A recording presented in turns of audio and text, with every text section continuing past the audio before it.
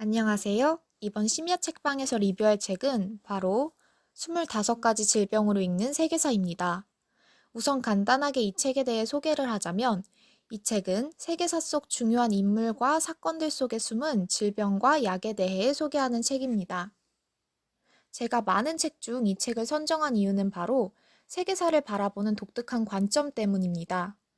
그동안 많은 세계사 책을 읽어봤지만 질병과 약물의 관점에서 세계사를 풀어내는 책은 없었기 때문에 참신하고 새롭게 느껴졌던 것 같습니다.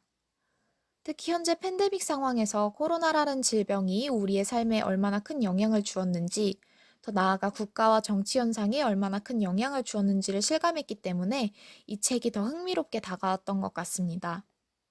저는 이 책을 통해 단순히 과거의 사건이나 질병에 대한 단편적인 정보를 알아보기보다는 인류가 질병을 어떻게 극복해 왔는지 그 전체적인 과정을 알고 싶었습니다. 그리고 그 과정 속에서 코로나를 어떻게 극복할 수 있을지에 대한 실마리를 얻고자 하였습니다. 저는 이 책에서 가장 인상 깊었던 부분들을 두 가지로 정리해 볼 수 있을 것 같습니다. 첫 번째는 오늘의 약이 내일의 도구로 밝혀진다면입니다. 독일의 다국적 제약회사 바이엘은 최초로 헤로인을 개발했습니다. 헤로인은 아편에 있는 모르핀을 약간 변형해서 만든 진통제인데 진통 효과 외에도 약을 먹으면 기분이 날아갈 듯 좋아지고 마치 영웅이 된 것 같은 느낌이 든다고 하여 헤로인이라는 이름이 붙었다고 합니다. 헤로인은 중독성 높은 모르핀을 대체하고 기침까지 먹게 해 어린이들도 복용할 수 있다고 대대적으로 선전되었고 그로 인해 많은 사람들이 헤로인을 복용하게 되었습니다. 그러나 얼마 지나지 않아 중독자들이 폭발적으로 늘어나게 되었고, 사실 헤로인은 모르핀보다 중독성이 훨씬 강한 마약이라는 사실이 밝혀지며 바이엘 제약사는 엄청난 비난을 받게 되었다고 합니다. 이렇게 화려한 조명을 받으며 등장한 화학물질의 양면성이 드러난 것입니다. 각광받던 한 시대의 치료제가 사실은 독성물질이라는 사실이 아이러니하면서도 흥미롭게 느껴졌기 때문에 이 부분이 특히 기억에 남는 것 같습니다. 또한 약물이란 양날의 검과도 같아서 부작용에 대해 철저한 연구와 실험이 필요할 뿐만 아니라 복용 시에도 상당한 주의가 필요하다는 것을 다시 한번 알 수 있었습니다. 다음은 바로 약물이 사람에게만 영향을 주는 것은 아니라고입니다. 1939년 스위스 화학자 폴 밀러가 최초로 살충제 DDT를 개발하게 됩니다. DDT는 사람과 같은 포유류에게는 해를 끼치지 않으면서 곤충에는 강한 독성을 일으키는 물질입니다. 세계보건기구는 말라리아 모기를 제거하여 말라리아를 예방하기 위해 대대적인 DDT 살포에 나섰습니다. 실제로 1969년에는 전 세계 인구 40%가 사는 지역에 말라리아가 박멸되어 피해가 대폭 감소하였다고 합니다. 그러나 DDT의 영광은 오래가지 못했는데요. 해충이 아닌 이로운 곤충이 모두 죽게 되었을 뿐만 아니라 자연적으로 분해되지 않는 DDT가 강으로 흘러들어가 환경을 교란시킨 것입니다.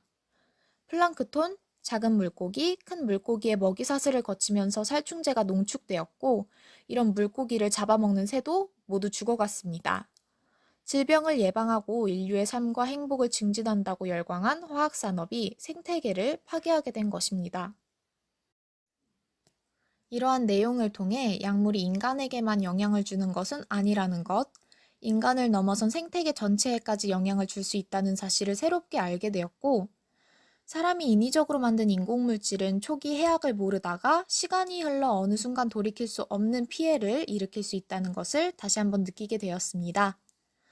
이 책은 질병과 약물이라는 키워드를 중심으로 정치, 경제, 철학, 예술 등 폭넓은 분야의 역사를 서술하고 있기 때문에 다른 책에 비해 역사를 조금 더 포괄적으로 배울 수 있었던 것 같습니다.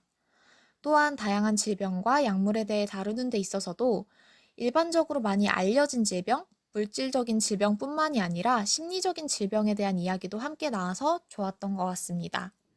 심리적인 질병들이 세계적인 사상가들에게 어떠한 영향을 주었는지를 알아보는 것도 새로웠고 또 흥미로운 시간이었습니다.